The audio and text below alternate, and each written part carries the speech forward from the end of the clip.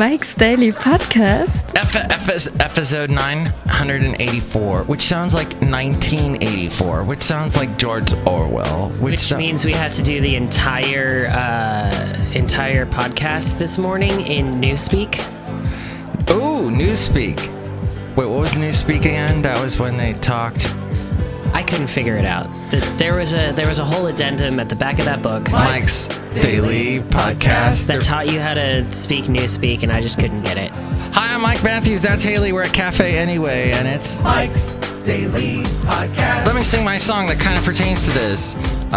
Today it's, what do you do when you stop to realize that we are all waiting to get our fingers in pies? That was something that I heard from some intelligent guy who said we all create the news now in your social media lives. We don't watch the news anymore. We actively shape it. Mike's Daily Podcast. We live in an interactive world and we can't escape it.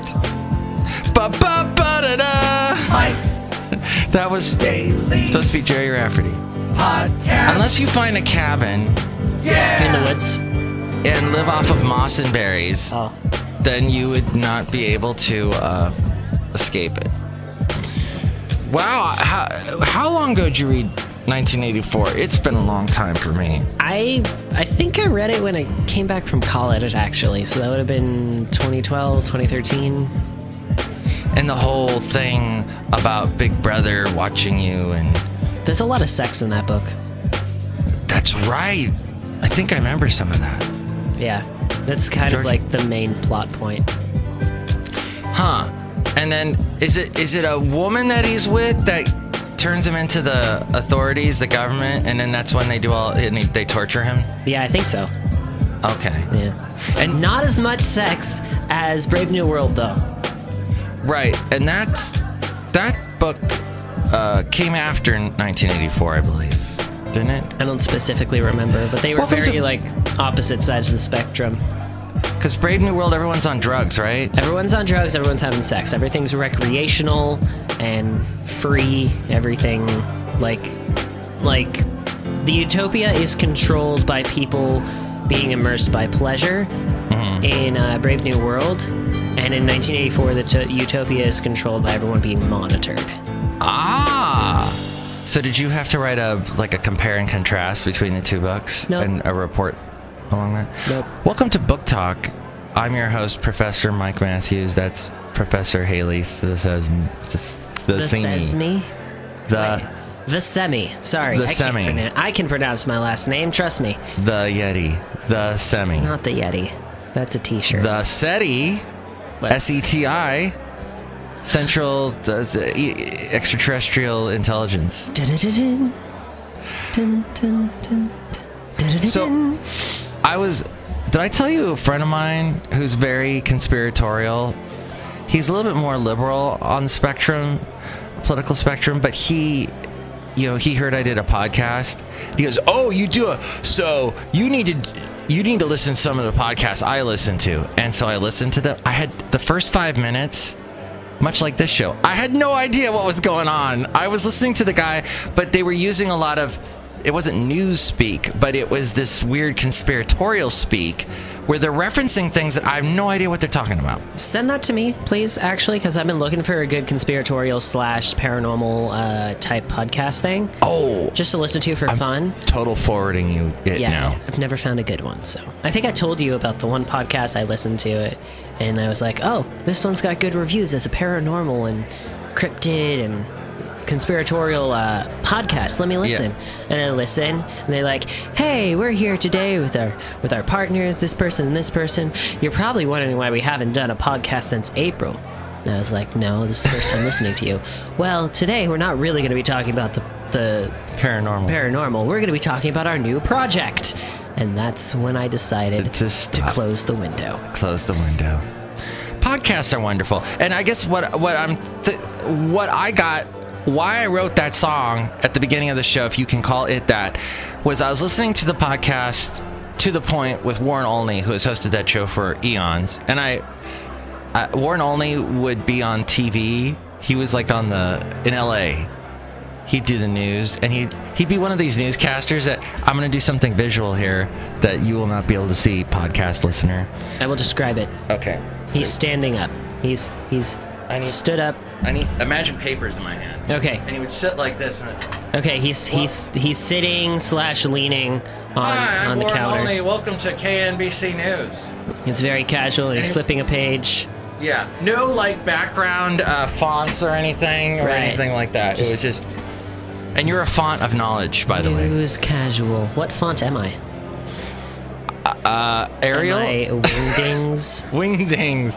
You're Wingdings because you're so many interesting symbols and pointers and arrows pointing up and down and left and right. Also, you can't understand the thing I'm saying. I totally can. Okay, maybe you're Calabri? What's it, Roman? Calabri. Papyrus. What's the one they did the documentary about? I don't know. Orlean. I could be. Orlean. What's the font that Apple uses? And then, like, Windows... I think it's Arial, isn't it? That's their default. What's the mermaid from... What? Ariel? Arial. Yeah. So, in this podcast, they were discussing Trump, but what they were discussing was how he has totally taken over news. Yeah, that's true.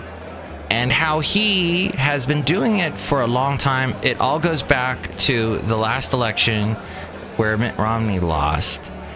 And how Trump immediately started this whole, we're going to start a revolution. And he started way back then. Right. And his whole thing has always been, and even his closest aides, he's had many people say over the years, he doesn't really believe what he's saying. He's just doing whatever he can to get he believes it to a point, but... Yeah, he's getting the public opinion. He pushes it, to get... All he wants is attention, which is what he's getting. He's getting so much attention. There's a petition in the UK right now, and as of 7 hours ago, it passed 370,000 signatures, and it's to get Trump banned in the UK. So he can't ever be in the UK. So he can't ever go to the UK. So if he became president, he'd be like a banned person, first banned president. Well, I guess probably England didn't like George Washington too much after the revolution. It's true. I think he was banned from England. Well, he wasn't necessarily banned, but if he ever showed up, he'd probably get shot. Yeah. For crimes against the king, you know? Huh. You ever been to Washington, D.C.? Mm-hmm. Beautiful city. It's so weird when you're walking around the mall and you're like, oh my gosh, there's that monument. Oh my gosh, there's that. Yeah. And I went when I think I was 40. So I'd heard about this all my life, and then to finally go, and then, oh my God, that's the White House. It's such a pretty city. That's the thing that gets me. Like, it's really nice. Obviously, when you get in the outskirts and stuff, and it's still a city, so it's still got quote unquote slums and stuff, but it's just, there's historical houses still set up, and everything seems a little bit old, but it's still clean-ish. And everybody's dressed up. Well, yeah, that's because everyone's got an official business meeting they have to get to. And the museums are free! That blew me away. Yeah. And you can see, like, the ruby slippers and... who's Gloria Child's kitchen? Bless the Smithsonian Institute. Yes. Just, God bless them. And there's so many museums... I've turned into a old man with lots of phlegm. So many museums to look at there. Mm-hmm. Oh, and then a friend of mine had a friend that was working at the museum of, what's the one with all the stuffed animals? Natural History or something? Natural History Museum. And we got to go back behind the scenes. I need to post pictures. Oh, I'm sorry I don't have that as a podcast picture for today. Did you see Ben Stiller? No, he was not the security guard there. Oh. Nor did I see Robin Williams. Robin Williams as Teddy Roosevelt. No. But I did see interesting in the behind the scenes, so much stuff. They really can't display anything unless they can come up with a story, unless they can figure out a way to display. If it can't be displayed nicely, they don't bring it out. There's all these Civil War coffins behind the scenes, and they're so weird. I think some even had bodies in them. Wow. They didn't open any. Okay, that's probably good. I'm gonna show. I wonder if I took pictures of that. I think they told me don't ever publish these pictures, so maybe I can't publish them. Well, maybe you shouldn't publish them. I won't publish them then. Okay. But if you, the listener, ever come over to my house, I'll show you the pictures. You'll have to sign a waiver saying that you didn't see the pictures. Mm-hmm. And then you'll have to, when you come into my house, go, you know, Mike, you should really modernize this house. All right, you got to back that up with your reasoning. You got to back that ass up. Back that up. Anyway, come on, background on that. Okay, I went and saw my ex-brother-in-law, who plays Clem. He and I were chatting, and I made him lunch at my house. He hadn't been to my house in like 2 years. And he goes, you know, you should really modernize your house. And I was just telling Hayley about how that statement is, what do you mean? I should put running water in my house? What does that mean? What does it mean to modernize? Because, I mean, of course my house has running water. Of course it's got electricity. What the heck? And I think what I didn't tell you, Hayley, is my ex-wife's whole family, they're a bunch of flippers. Yes, they are dolphins. No, like house flippers? They are total house flippers. Turnkey property investors. They walk into a house and they don't go, oh, what a nice place, I think I'll relax. No. The first thing, what can I rip out and tear down to the bolts and gut? Those are their words. Gut. Rip out everything. They just want to tear it out. Interesting. And flip it. I guess somebody in the family way back, it goes way back to their, it's a wonderful family. They're all wonderful people and actually quite liberal. But which is odd because to me, it's not that I'm lazy, which I am, but also I believe in holding on to some interest. Some houses hold memories of history. I mean, they're interesting looking, and to totally gut them, you lose what was interesting about a certain era of houses. Yeah, the houses that were built. I get that. There's also sometimes you just want to improve things. Yeah, you want a better bathroom, you want a better kitchen, you want whatever. Right. But sometimes that funny old tub looks cool right there. Yeah, it's true. It's true. It's a case-by-case basis. That's the thing. I guess I object they're trying to homogenize everything and make it all look like stainless steel, same everything you see on HGTV, House Hunters. Oh, I want this. I want the granite countertops, blah, blah, blah. At some point, granite countertops, people are going to get sick of those. Right. And maybe want to go back to, I don't know, Formica. Maybe they won't ever want to go back to Formica.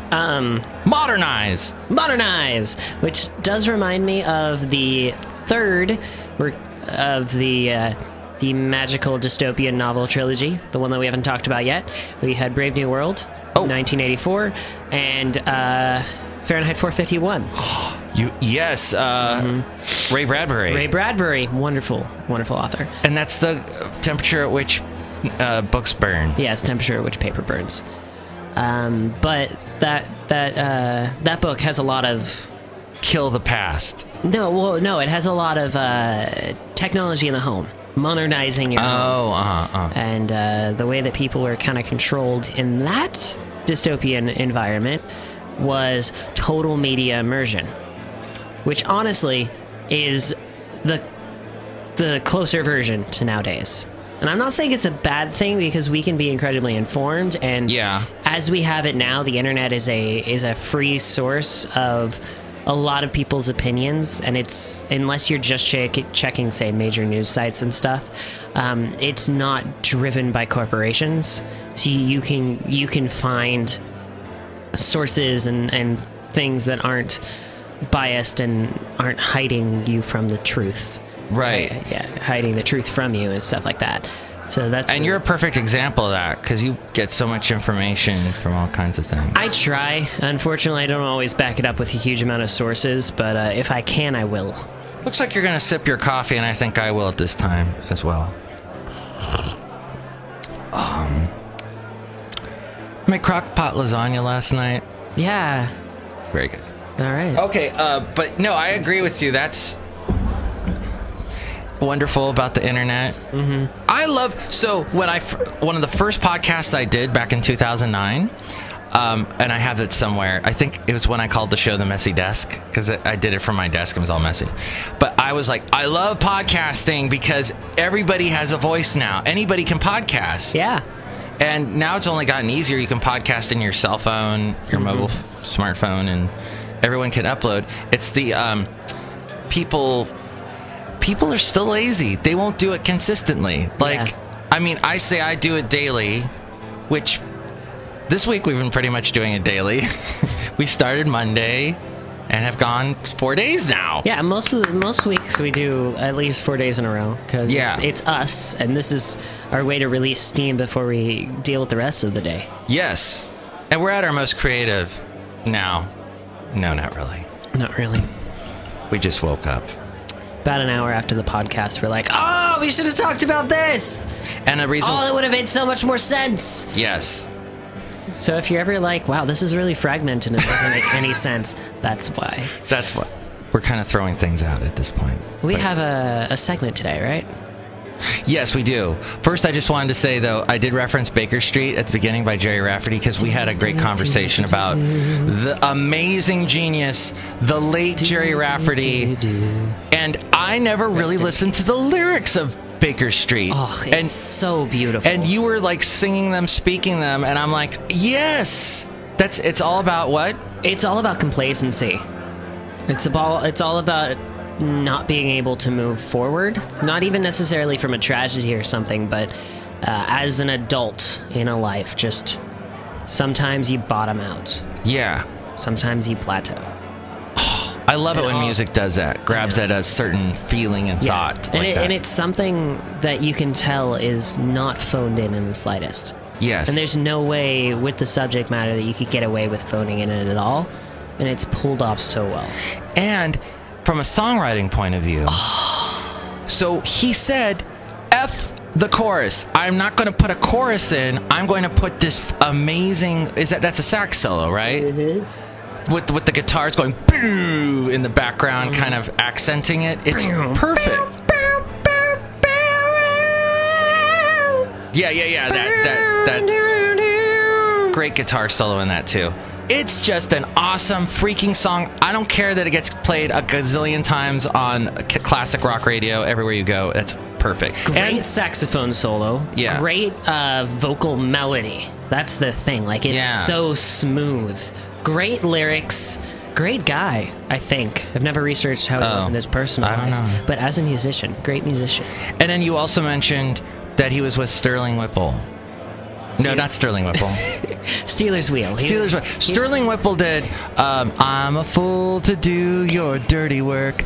Oh, yeah. But Sterling, wait, what did you say? Steelers Wheel. Steelers Wheel. Stuck in the middle with you. It's got the claps. Yeah. And yeah. Which is very different from the rest of their stuff, because it's kind of a joke song. And he was a backup vocalist. Yeah. Yeah. And his other big hit was Right Down the Line. Right down the line. Beautiful love song. Yeah. Is what that is. Yeah, very good. When I needed someone in my life. Okay. The segment today is Lee Greenwood, who probably met him at one point, because they kind of came up at the same time. But Lee Greenwood was in country music. Mm-hmm. He got his start singing on commercials, I believe. That sounds right to me. All right, we'll go with that. Lee Greenwood's really conservative. He was on the Jay Sekulow show. Really? On the 4th of July this year. Yeah, because he's promoting we got to get back to patriotic values book. It's a children's book. That is amazing. That is amazing. Because, he sang that song, and I'm proud to be an American. Oh, that's who that guy is. That's that guy. And he's got this like wonderful kind of wispy. He's very Kenny Rogers-esque. They were compared to each other a lot when they both came out. Anyway, we have a cool conversation. When to hold 'em. So this interview was like a little bit over a year after September 11th. It was in November of 2002. So I bet he's very reactionary. Yeah, and he was promoting a re-release of Proud to Be an American because everybody played that after September 11th. Right. Especially, the country stations, and I was on KH. I go by Matt Michaels in this, and I think I do some voice impressions, like of The Simpsons or something. We'll see. We'll play it. It's from Mike's cassette Cubbyhole, and we'll play that now. But go to Mike'sDailyPodcast.com to find all the old interviews and cassette cubby holes and podcast pictures and places where to help us out by shopping at Amazon and stuff like that. And here we go. Mike's cassette cubbyhole. It's 100.7 KHAY. I'm at Michael's at the KH Santa Fe Cafe. I'm hanging out, and so I just bought this guy over here a sarsaparilla. How you doing, sir? I'm doing fine, thank you. You're the first web-footed person that's come in here. Except some of the guests that have come off of Jerry Springer's show that come in here. But it's a pleasure to meet you. Well, thank you. I just came in here to get my feet wet. That's great. Wow. Well, thanks for coming in, little duck person. Okay, bye. Bye. I wonder when Lee Greenwood's going to show up. It's, what? Oh my gosh, Lee Greenwood's here. Hello, Lee Greenwood. Thank you very much. Glad to be here. Oh, wow. I do that for my kids. I didn't want to say if you had a speech impediment or something. The kids must love that. They do love that. Yeah, I actually have several voices that I can do for them. I have a Winnie the Pooh, Winnie the Pooh is one of the most endearing things, in their life. You have Barney and Winnie the Pooh and outdoors. I've never met anyone who could do Winnie the Pooh. Well, you have to just kind of get into the voice just a little bit. Oh, my God. And then you got to laugh a little when you think you got it down. And old Rabbit gets in the way. Oh, that was wonderful. Oh, boy. If that guy that does that voice ever... Yeah. If he ever passes on, you could take over. Well, that'd be fun. Well, actually, I've signed with a new agent in Los Angeles, Michael Zanuck, who we're actually submitting ourselves for cartoon voices as well. Didn't he make a movie? That's a different Zanuck. Oh. Michael's an agent, but lives out in the valley. But and there's a possibility we might get some of those. Oh, cool. But living in Nashville, you almost have to be where you are. But I've never made a tape of stuff. I know you do voices and things, but there's just a couple I do that are kind of fun, but I would actually do my real voice. I would present myself as who I am, Lee Greenwood, to sell a commercial product. And that would be kind of cool. Hi, I'm Lee Greenwood, and I believe you need to brush your teeth daily. So that would be it. Yeah. I use Happy Paste. That's it? Happy Paste is the place to go when you're brushing your teeth. Yeah. Yo-ho. And they won't fall out. I don't know. We were talking about Disney World. Disneyland. There's a big difference. I know. People in California know Disneyland. People on that side of the country know Disney World. Oddly enough, because I live in Tennessee, whenever you mention it, automatically it's Disney World. Really? It's just geographic. That's all. Right. If you lived in Texas, you might go both ways. Well, no, Texas, you'd go to San Antonio and go to Fiesta, Texas. That's right. That's a big place. That's another theme park. That's a nice. It's probably. Okay, so you were at Disneyland when it first opened. Don't say that. All right, I'm sorry. I've been there in my past. You saw pictures of it when it first opened, like I did. I was just curious that the ride was it a cool? He basically Walt just had that Jungle Land. No, it had the 4 properties. Oh, it had the 4. Yeah, it had the 4 lands. Yeah, what were they? Fantasyland, Adventureland. But you didn't have Futureland yet. Yeah, Futureland was there, but of course it wasn't far in the future. It was in the 50s. Right. We're not talking, But they had a few things that kind of were visionary, and of course, Walt Disney was very visionary. He bought that big property in Florida and turned it into a monstrous facility, which we have visited many times. Did you ever get to meet him? No. How many presidents have you met? 6, but I've been on stage with 5 at the same time. Oh my gosh! I have a picture at the Reagan Library opening in Simi Valley. I remember that. That was like in the early '90s, wasn't it? With President Ford, President Nixon, President Carter, who, congratulations to him winning the Nobel Peace Prize. Yes. President Bush and President Reagan. President Bush was the current sitting president, but it was Reagan's day. Right. And the mayor of Hollywood, Johnny Grant, said, when you get to the point in your song, God Bless USA, which you're going to sing, and you say, I gladly stand up, I want all the presidents to stand up, and there are going to be a flight of F-18s come out of the valley. I said, oh yeah, I'm going to get the presidents to stand up. Sure, no problem, you know. And sure enough, I got some eye contact with President Reagan, and I was, of course, Nancy Reagan's champion, and I worked with Senior Bush, George Bush and George Walker Bush, and so it was just, wow. I mean, they stood up. Wow. And here come the planes. And there was the shot, and I have it on my wall. So when Lee Greenwood says stand, presidents get up. Well, you know, I had some interesting stories working on the campaign trip, and there's probably too many to tell you here, but there's only one I can remember that was very eventful, and we were playing a college on the campaign trail somewhere up north, Indiana, Illinois, and I usually sing to tracks because you can't carry a band. It's impossible. So they play tracks, and the president speaks, and then you follow the president.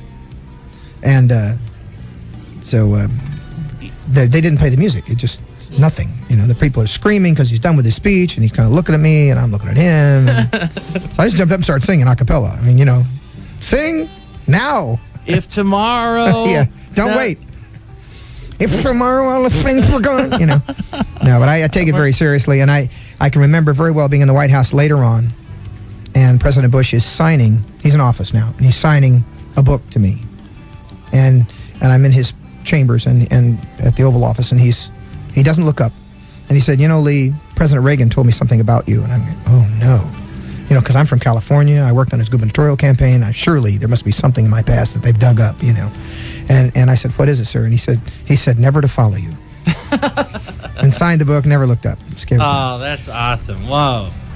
Now, you were a California boy that made it big in Tennessee. And that doesn't happen. I mean, Gary Allen has been able to pull it off lately. But it doesn't seem like many people have been able to do that. Merle Haggard. That's right, Merle. Buck Owens? Buck Owens. Dwight was from Kentucky, so we can't. Yeah, that don't count that. I was actually born in Southgate and raised in Sacramento. As I said, I went to school in Anaheim a couple years. So congratulations to the Angels. Go Angels! Oh, you must be so happy. Got the shirt on right here. There it is. There it is. There's the Angels shirt. Come out here and get my merchandise. Go back home. But I had success in Vegas for years, but not national success. I mean, I considered myself hugely successful. I was the act of choice whenever they had a show, had a band, but I always had to work behind a line. Dancers, always.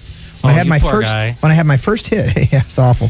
When I had my first hit, It Turns Me Inside Out, we went on tour for the record company, and we went to Florida at the state fairgrounds. And we were supposed to draw 2,100 people. It was George Strait, some unknown guy from Texas, had a hit called Unwound, and my hit Inside Out just hit the charts. That's like 81.